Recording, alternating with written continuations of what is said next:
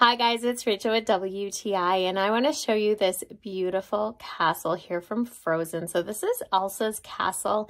I really love the detail on this. This was actually a really fun one to make, just the way they have the detail to make it just seem like it's ice. I love that they have all these see-through Lego pieces. I really love this staircase. Look how cool this is. It literally goes out and then hides back in. That's super fun. The doors are so beautiful. They have this nice stickers just to make it seem like it's icicles and snowflakes.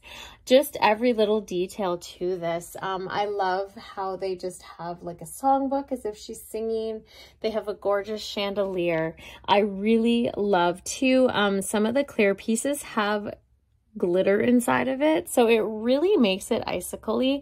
So you get the little people with it as well. You have your snowman monster, which is kind of cool too. I really love the Frozen series, and the castles through Disney are really fun to make, but this one here, it's just so pretty. That's just my point of view.